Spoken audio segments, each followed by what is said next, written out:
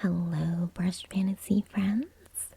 I thought I would share this cutesy Halloween greeting card tutorial with you. I'm actually hosting it in my art studio locally, but I thought they were really easy to make and I would share them with my BFFs. As a reminder, you can follow me on the typical social media outlets and stop by my Ko-fi shop for original art pieces as well as tarot readings. Let's get started. First, the paper that we're working on is 9 by 12 inches. This is a very cheap watercolor paper that you can find in a local art store. Walmart has it as well as Michael's. I'm just cutting it in half to start off with, and then I will cut that half in half as well. Just marking the paper so I know where the line is, where the middle part.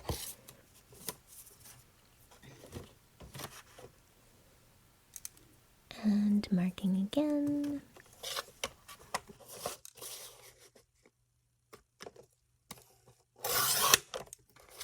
So you should have a total of 4 strips. They are 3 inches wide and 9 inches long. We're going to fold each strip in half.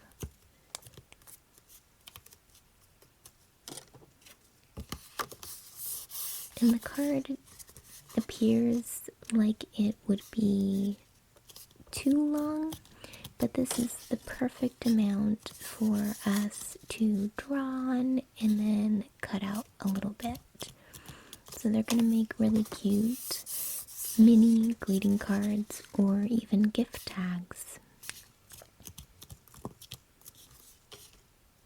Here's just so you can get a reference. I have a little bat, the little pumpkin.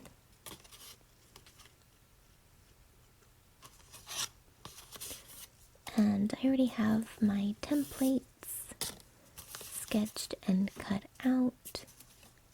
They're on watercolor paper as well, so they're stiff and perfect for tracing.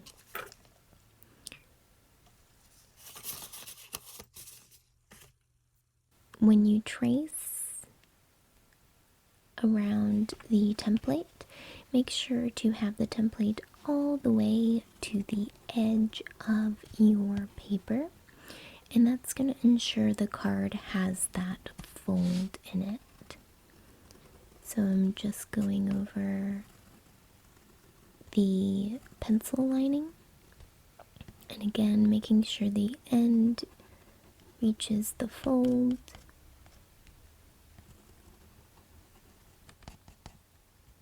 That's the candy corn. Cutesy little candy corn. And this is the little bat. When I did the bat, I wasn't sure if I would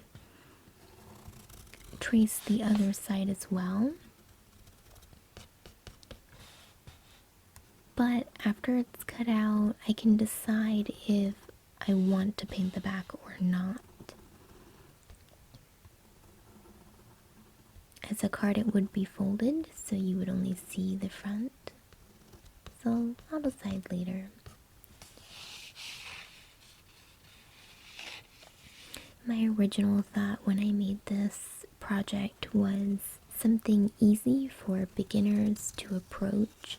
Not a lot of detail, so we're just going to concentrate on putting color down on the page and just watching it.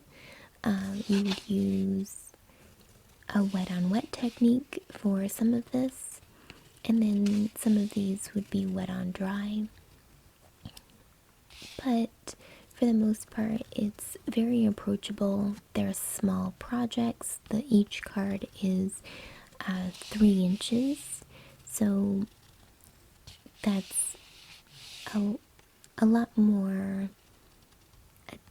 attainable than like a larger project would be. These would be very quick and easy. I can see little kids doing it. I can see an adult class being able to see their progress in it and being excited to gift these little things they made themselves.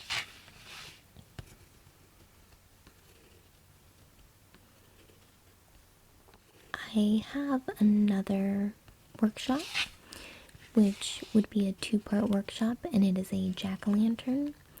And I noticed that it can run to 2 to 3 hours for just the jack-o'-lantern, and then they have to come back on like day 2 to finish the background. So this was my way of trying to find a quicker project. Now for the painting portion. I started with wet on dry paper, sticking with just this orange area, and continued to add more and more orange for that brilliant, vibrant color. I'm going to set that aside and come back to it when it's dry. This little ghost, I'm adding water over the entire surface. This is going to be a wet on wet technique. And my original thought was adding different colors and layers for kind of like iridescentness. So I'm thinking blues and purples, maybe a little bit of gray in the creases down at the bottom.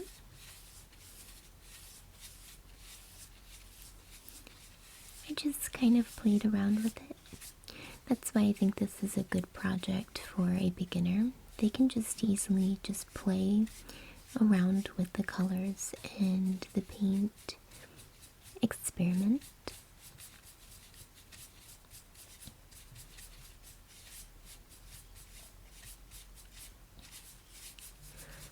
Pulling the paint up from the bottom is just adding shape to these creases. This is the first layer. I'm just kind of using some purple, darkening up the edges at the top. And I'm pulling it downward. And that's kind of giving it a little bit of streaks.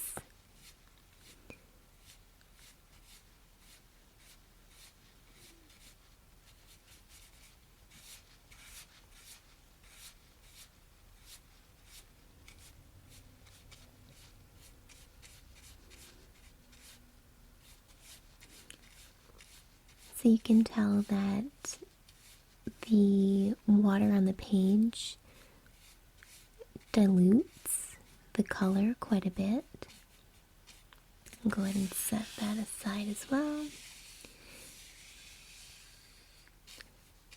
And work on this cute little pumpkin. Going to go for wet on wet, filling the entire surface with water. So if you wanted to, you could paint just the pumpkin and keep the white trim if you wanted the whole card. I plan on cutting them all out so they're cutesy and shaped like what they're painted, but you don't have to do that. It's just an extra step. So I filled the entire pumpkin with yellow and a little bit of orange and umber, made it kind of golden. And now I'm going over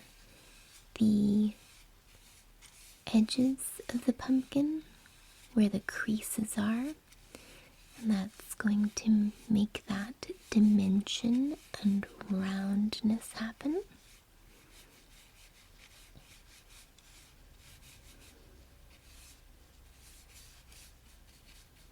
Adding a little bit of red to some of my orange, darkening it up a little bit. So as I wrap up the pumpkin, I will add red for the final parts of the creases, and that will create the shadow and not take away from the pumpkin's detail. Now that they're all finished painted, I'm gonna cut them out. Again, this is an extra step you do not have to do, but I think it's very cute.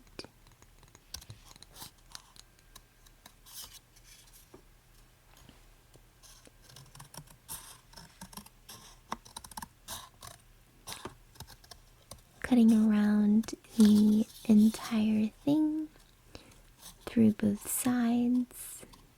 It creates that triangle shape just like candy corn, but when I get to the very edge, I'm going to keep that crease where we butted the template up, and that's going to create the card. So it can be long ways like this, or if you wanted to, you could turn it and write the card, the insert of the card, long ways. We're going to do the same thing with the pumpkin. Cutting along the roundness to make that cutesy pumpkin shape.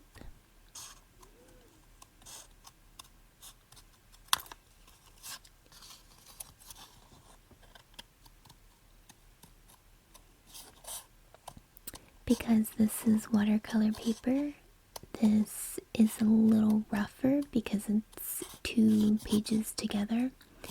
So be careful of your wrists. If your hand starts to hurt, maybe take a break.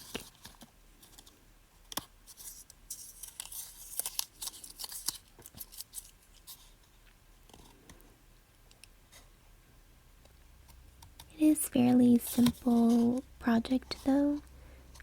It didn't take much time at all to create the little templates and paint them.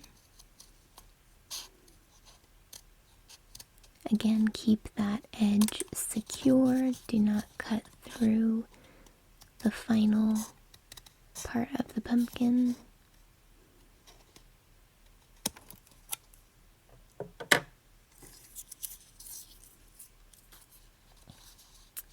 And now we have a cute little pumpkin that we can write in a little invitation maybe, or a thank you card.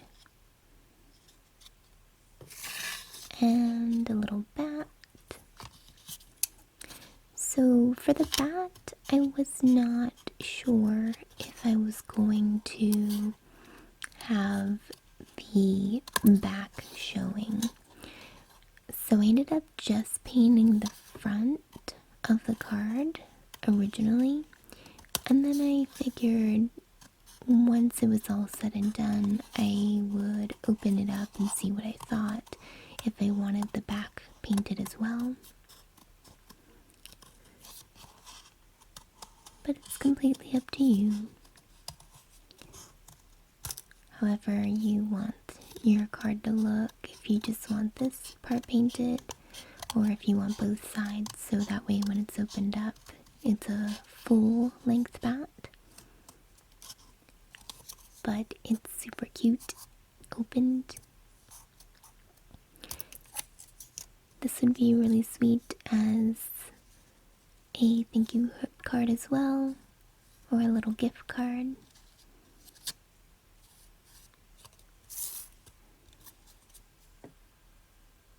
I love how it turned out.